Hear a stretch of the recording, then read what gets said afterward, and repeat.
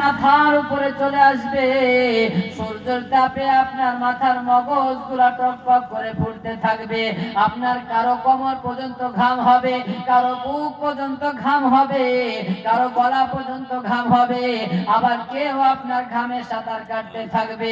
সেই সময় বান্দার মুখ থেকে একটাই আওয়াজ বের হবে, পানি পানি বলে আওয়াজ বের হবে। আল্লাহ পাক রব্বুল আলামিন সেই সময় ইবনে আদম সন্তানকে 5টা প্রশ্ন করবেন। এই 5টা প্রশ্নের উত্তর যতক্ষণ না ইবনে আদম সন্তান দেবে, আল্লাহ পাক ইবনে আদম সন্তানের পাটাকে এক জায়গায় স্থির করে রেখে দেবেন। যতক্ষণ না এই 5টা প্রশ্নের উত্তর ইবনে আদম সন্তান না দেবে, আল্লাহ পাক রব্বুল আলামিন ইবনে আদম সন্তানের পাটাকে এক জায়গায় স্থির করে রেখে দেবেন। ডান দিকেও সরাতে দেবে না, বাম দিকেও সরাতে দেবে না, সামনেও সরাতে দেবে না, পিছনেও সরাতে দেবে না। 1 নাম্বার, আনুমুরিহি ফিমা আফনাহুম। কাল কিয়ামতের দিন আল্লাহ পাক রব্বুল আলামিন আপনাকে প্রশ্ন করবে, হে বান্দা বলো তোমাকে যে আমি 50 থেকে 60 বছর জিন্দেগি দিয়েছিলাম, এই 50 থেকে 60 বছর জিন্দেগি তুমি কোথায় কাটিয়েছিলে? তুমি বলো। আমার রাস্তায় কাটিয়েছিলে না তুমি শয়তানের রাস্তায় কাটিয়েছিলে? বলো। ও মুসলমান, আপনাকে আমি বলি, কাল কিয়ামতের দিন আল্লাহ পাক রব্বুল আলামিন প্রশ্ন করবে, বলো বান্দা যে তোমাকে যে আমি 50 বছর 60 বছর জিন্দেগি দিয়েছিলাম, এই 50 বছর 60 বছর জিন্দেগি তুমি কোথায় কাটিয়েছিলে? বলো। আমার রাস্তায় কাটিয়েছিলে না তুমি শয়তানের রাস্তায় কাটিয়েছিলে? বলো। ও মুসলমান, গত পরশুদিন আপনি কি খেয়েছেন? কার সঙ্গে গল্প করেছেন? কোন দোকানে বসে আপনি চা খেয়েছেন? কি কাজ করেছেন?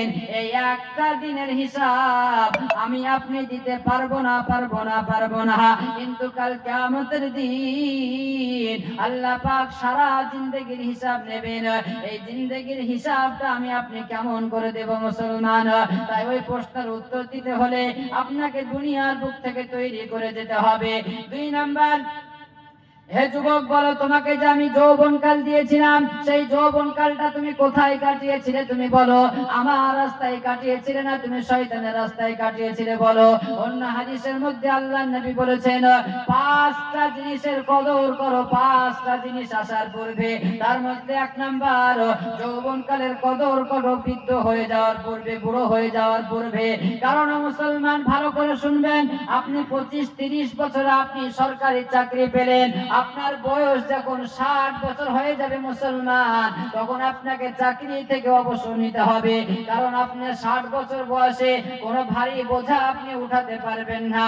আল্লাহ পাক রব্বুল আলামিন চান যৌবন কালটা যেন আল্লাহর ইবাদতেই কাটিয়ে দেয়। অন্য হাদিসের মধ্যে বলা হয়েছে অন্য হাদিসের মধ্যে বলা হয়েছে কাল কিয়ামতের দিন যেদিন আল্লাহর আরশের ছায়া ছাড়া যেদিন কোনো ছায়া থাকবে না, সেই দিন আল্লাহ পাক 7 প্রকারের মানুষকে আল্লাহর আরশের তলায় ছায়া দেবে।